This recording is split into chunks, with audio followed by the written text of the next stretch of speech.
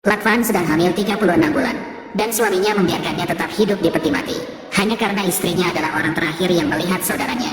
Jadi Bakian berpikir bahwa dia ada hubungan dengan kematian kakaknya. Jadi dia ingin Lakvan tinggal bersama kakaknya, tapi tidak peduli bagaimana dia menjelaskan. Dia tidak mendengarkan, dan melemparkan istrinya yang sedang hamil ke dalam peti mati. Dia menggunakan seluruh kekuatannya untuk keluar dari peti mati. Ketika berlari pulang dalam keadaan kebingungan, dia melihat Bakian membawa pulang seorang gadis. Lakvan dengan dingin mengusulkan cerai. Tapi Bakian menganggap dia tidak pantas menyebut perceraian, karena dia masih belum menebus kesalahannya. Dia teringat 3 tahun lalu, Lakvan menikah dengan orang yang paling dia cintai. Dia tetap merasa sangat bahagia, namun pada malam pernikahan, Bakian melihat istrinya bersama saudaranya.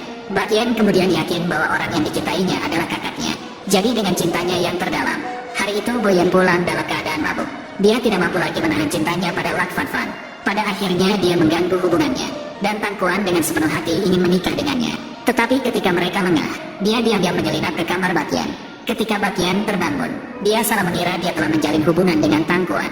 Ketika Lakvan senang dan bersiap untuk memberitahunya tentang kehamilannya, dia melihat Tang Kuan juga memegang sertifikat tes kehamilan untuk dilihatnya. Tang Kuan sedang mengandung anakku. Mulai hari ini, dia akan tinggal di sini sampai anaknya lahir. Jangan salah paham, malam itu disebabkan karena Tuan Yen mabuk. Lagi pula anak ini juga hidup. Tolong izinkan aku melahirkannya. Tidak mungkin, tidak mungkin. Yang jelas orang malang itu adalah dia. Saudaraku, aku tahu kau tidak bisa menerimanya saat ini. Aku tidak akan merusak perasaanmu.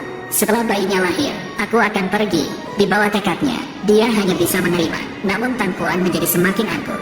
Ia menyalahkan Bokian dan membawa Lakvan keluar dari villa di tengah malam dan menyuruhnya membersihkan taman. Tak disangka ia kembali pingsan.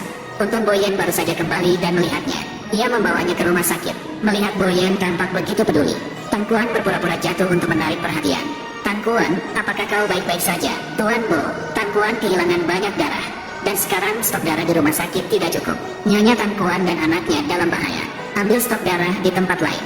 Aku khawatir waktunya tidak cukup, tapi kami menemukan ada pasien di rumah sakit dengan golongan darah yang sama. Jika dia bersedia mendonorkan darahnya, Nona Tang Kuan dan anaknya akan terselamatkan. Apa yang ingin kau lakukan? Nona Lak, ada pasien yang kehilangan banyak darah. Perawat mengatakan kau akan bekerja sama dan mendonorkan darahmu. Tidak mungkin. Aku seorang wanita hamil. Aku tidak memenuhi kriteria untuk mendonor darah. Jangan paksa aku. Aku tidak bisa mendonor darah.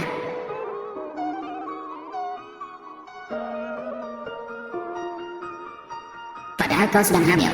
Sungguh kejam dia membawamu ke sini untuk mendonorkan darah kepadaku. Apa yang telah kau lakukan padaku? Aku hanya ingin menguji untuk melihat apa posisi kita berdua di hati Tuan Boyan.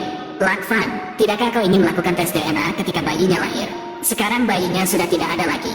Bagaimana cara membuktikannya? Apakah kau yang membunuh anakku? Yang membunuh anakmu itu bukan aku. Tapi Bakian, dialah yang membawamu ke sini dan mendonorkan darahnya kepadaku. Lakvan, aku mencintai Boyan sepenuh hati. Tapi bagaimana dengan dia? Dia tidak mempercayaimu. Aku akan membunuhmu. Setelah ini, aku akan membawa anak ini. Dan dia akan menganggap selama operasi bahwa Lakvan kehilangan banyak darah. Dan anaknya meninggal. Tuan Bo akan menganggap anak ini adalah anakku yang lahir dari kerja kerasku. Tuan Bo, selamat karena kau telah menjadi ayah. Bayinya laki-laki, kondisi ibu sehat. Bagaimana pendonor darahnya? Wanita hamil itu kehilangan banyak darah. Bayinya meninggal. Apakah pendonor darahnya adalah ibu hamil? Pastikan dia mendapatkan perawatan terbaik. Baik Tuan Bo. Kenapa dia ada di ruang operasi? Begini, ibu hamil itu baru saja mendonorkan darahnya kepada Nona Tang Kuan. Bagaimana menurutmu? Kaulah yang mengatakan berapapun biayanya. Biarkan pasien ini mendonorkan darahnya kepada Nona Tang. Baiklah, jika ada apapun yang terjadi padanya, aku akan mengurus seluruh biaya pengobatannya. Bagaimana perasaanmu? Apakah kau merasa tidak enak badan? Boyan, aku bertanya padamu, apakah kau yang menyuruhku mendonorkan darah ke Tang Kuan? Maaf, aku tidak tahu. Bakian, dengan tanganmu sendiri kau telah membunuh anak kami. Kau boleh menghinaku dan menginjak-injakku, tapi aku tidak menyangka kau begitu kejam.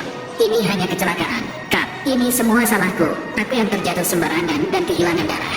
Demi melindungi aku dan anakku, dia terpaksa melakukan hal ini.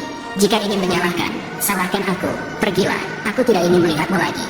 Jangan pergi, maafkan aku. Bakian, aku tidak akan pernah memaafkanmu. Kau dan wanita picik itu adalah pembunuh anakku. Menjauhlah, tunggu. Di mana dokternya? Kesehatannya sudah lemah, tetapi sekarang karena kesedihannya yang berlebihan, pembuluh darahnya pecah dan dia muntah darah. Dia perlu istirahat yang baik dan melakukan tes DNA untuk anaknya yang hilang.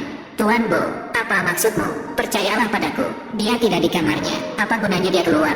Tuan Boyan, aku mengkhawatirkannya. Lagi pula untuk menyelamatkanku dia jatuh sakit. Atau kita bisa memberikan anak itu kepadanya untuk diurus. Dan kita juga bisa mengalihkan perhatiannya. Apakah kau benar-benar berpikir begitu, hanya dengan kau menjagaku di sisimu?